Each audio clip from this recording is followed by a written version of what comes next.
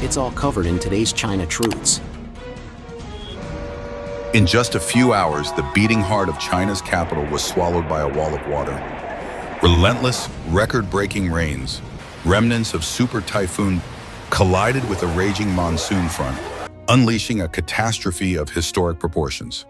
What began as another summer storm exploded into an apocalyptic flood that tore Beijing apart. The storm showed no mercy. Dams cracked open, rivers burst their banks. Whole neighborhoods disappeared under the surge. Cars were swept away like toys. Subways filled like coffins, and power lines sparked in the dark as the city's lifelines collapsed one after another. Within hours, Beijing, the capital of a superpower, then was reduced to chaos and silence. In the Chaoyang district, rain hammered the city at over 68 millimeters in a single hour, the heaviest downpour in decades. Streets transformed into violent rivers, black water smashing through doors and windows, dragging everything in its path. The city's flood control system, once hailed as impenetrable, failed spectacularly. Even the Meteorological Bureau's blue alert came too late. By the time the sirens blared, the city was already drowning. Helicopters buzzed through the storm, searching for people waving flashlights from rooftops. Firefighters waded through waist-deep torrents to rescue the stranded. Hospitals, schools, and subway stations became islands of despair. Trains were trapped, flights grounded, roads vanished. Beijing, a city of 20 million, was brought to its knees by water. Billions had been poured into the so-called Sponge City project, an initiative meant to absorb heavy rain and prevent flooding. But the deluge proved unstoppable. Every promise washed away in the floodwaters. Every failure exposed. The city's billion-dollar infrastructure crumbled like paper before nature's wrath. By October 3rd, more than 10,000 residents in Beijing had fled their homes. The devastation spread beyond the capital. Across Guizhou, Sichuan, and Hunan, rivers overflowed at record-breaking levels. The Qishui River surged higher than it had since 1953, and the Xiao River hit a 29-year peak. Over 80,000 people across southern and central China were forced to evacuate as dams cracked. Levees threatened to collapse, and entire towns vanished beneath the rising tide. State media finally admitted what everyone feared. The nation was facing a full-scale hydrological disaster. The warnings grew more desperate by the hour. More rainfall, more landslides, more rivers still climbing. Experts call this the result of a deadly chain reaction, the remnants of typhoon colliding with monsoon air currents, all intensified by the brutal new reality of climate change. Weeks of suffocating heat had already drained reservoirs and emergency supplies. By the time the storm hit, the system was crippled, unprepared, and overwhelmed. Now, rescuers are racing against time. They fight exhaustion, contamination, and disease as temperatures climb and humidity suffocates the air. Health officials warn that floodwaters are poisoned, filled with sewage, debris, and dead livestock. Residents are told to boil every drop of water, avoid contact with the floods, and brace for outbreaks of cholera and dysentery. And the nightmare isn't over. Meteorologists warn that more torrential rain will batter the region through October 6th, bringing new landslides and flash floods. The skies above Beijing remain heavy and unbroken, as if refusing to let the city breathe again. Tonight, Beijing stands as a dark reflection of a changing planet, a city that believed it could outbuild nature, only to be humbled by it. Streets have turned into graveyards of cars, bridges into ruins, and neighborhoods into lakes of silence. This isn't just a natural disaster, it's a reckoning. A brutal reminder that no city, no matter how advanced, can escape the fury of a warming world. The week Beijing drowned will be remembered not only as a flood, but as a warning that the age of climate chaos has already begun. China's housing market collapses. Shenzhen fires the first shot, Guangzhou crashes hard. China's housing collapse is no longer a rumor. It's happening right now. In Shenzhen, one of China's richest cities, prices are crashing so hard that even homeowners are questioning their lives. Shenzhen fired the first salvo, a man says. If you want to know where China's property collapse begins, look at Guangdong. And if you want to know where Guangdong falls, look at Shenzhen. Even prime locations like the Universiade Center, once selling at 40,000 yuan per square meter, are now down to 18,000 yuan. That's less than half price. Unthinkable in Shenzhen.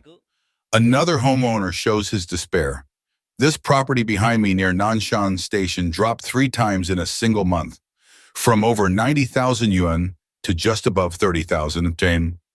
A 3-bedroom apartment that cost 15 million yuan 3 years ago now goes for only 6 million.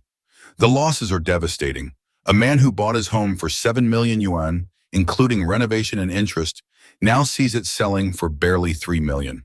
A 113 square meter flat, fully renovated north-south layout, 2 balconies, but half the price gone overnight. Real estate agents are desperate too. We offer 0 commission, developers/prices, fully furnished luxury apartments in Nanshan from 80,000 yuan down to 47,000, a female agent shouts. Homeowners are doing whatever it takes to dump their houses. They're creating WeChat groups, inviting hundreds of agents, giving out red envelopes, all just to find a buyer. Because behind every home for sale lies a tragedy. A man who once proudly paid 8 million yuan now begs to sell for 3.7 million, just to stop the bleeding. Once they said golden September and silver October meant booming sales. But this year, it's the darkest national day ever. Everyone expected a rebound during the holiday, but the result? A complete collapse. Online, Chinese netizens aren't surprised. They're mocking it. Great news, even half price, I still can't afford it. Drop it to 4,000 yuan, then we'll talk. 150,000 yuan per square meter for concrete? That's insane. The irony cuts deep. Once owning a Shenzhen apartment meant success. Now those who didn't buy are the real winners. And those buried in decades of mortgage debt have become a national joke. A veteran agent sums it up perfectly. 5 years ago, people lined up to buy. Now they line up to sell. 5 years ago, buyers chased sellers. Now sellers chase buyers. Prices are slashed to the bone, and still nobody's buying. Now even Guangzhou, once shining with opportunity, is falling into the same abyss. Since 2021, prices in the city center dropped 30–40%, while suburbs plunged 50 to 60%. Entire districts like Zhengcheng have been cut in half. Online comments echo the despair. We're back to 2015 prices. Even 10 years salary can't buy a home here. My friends sold their houses and now rent. It's safer. Once 100,000 yuan per square meter, now only 50,000 and still falling. In the end, this isn't just about property. It's about a collapsing dream. China's real estate empire, once the pride of the nation, is crumbling from within, dragging millions of families down with it. And the truth is clear. It's not just the housing market that's crashing. It's the Chinese economy itself. When it comes to the much-watched housing price crash, opinions are divided. But let's be honest. The real estate bubble created and inflated by the Chinese Communist Party is finally bursting. Man, let's face it, prices haven't fallen. A house once listed at 2 million yuan was never worth that. It's just back to its real value of 1 million. The bubbles have been popped. Before, people could fool others into paying 2 million for a 1 million house. But now, nobody's buying that lie anymore. That bold take ignited fiery debates online. Netizens flooded the comments. The actual cost is just 1,000 yuan per square meter. The Bank of China Tower in Shenzhen cost 2,000 yuan per square meter in Shenzhen. Now it's tens of thousands. Exactly. A 130 square meter apartment only costs about 300,000 to build. Selling for $500,000? Huge profit.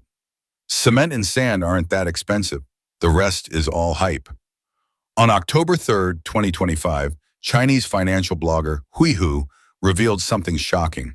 During the National Day holiday, he received videos and letters from fans in Zhongshan, Guangdong, and Hefei, Anhui, all reporting the same nightmare, property prices collapsing overnight. In 2023, a project there sold at 18,000 yuan per square meter, no discounts allowed. But just 2 years later, during this year's National Day holiday, the same units were being sold at barely 7,000 yuan. Homeowners were outraged, humiliated. They called it the sky falling. Some even stormed the sales office with bricks, unable to accept that their multi-million yuan homes had lost half their value. Back in August, residents of Tang'an Garden, Phase 2 in Guangzhou's Tianhe district protested after their developer slashed prices from over 40,000 yuan to under 20,000, a 50% crash in just 1 year. People's life savings evaporated overnight. In April, another shocking case emerged in Panyu, Guangzhou. A new development cut prices in half, from 16,000 yuan to 8,000 per square meter, and even offered fully furnished, ready-to-move-in homes. That meant a 2-bedroom apartment cost only 230,000 yuan, and a 3-bedroom one just 450,000 yuan. Furious homeowners gathered at the sales office, demanding answers as their investments turned into financial disasters. For years, the Chinese Communist Party's manipulation has turned real estate into a cruel game. They hyped it, inflated it, and when it finally collapsed, millions were left ruined. Families lost everything, their savings, their futures, even their hope. Some who sold their homes now owe the bank more than the homes were worth. Meanwhile, CCP elites, the ones who engineered the bubble, quietly moved their stolen wealth overseas, leaving the Chinese people to suffer in silence. Their children live in luxury abroad, while ordinary citizens are buried under debt at home. And amid this case, a heartbreaking image went viral. On the eve of the Communist Party's National Day, what many now call the National Day of Mourning, a video showed an 8-year-old boy scavenging on the streets. He dug through 4 trash bins just to make 10 yuan. 10 yuan, in today's China, that can't even buy a meal. That single clip said it all. This is the real face of modern China, a nation once obsessed with sky-high property prices, now staring at empty wallets, broken dreams, and crumbling faith. Please share your thoughts in the comments section below.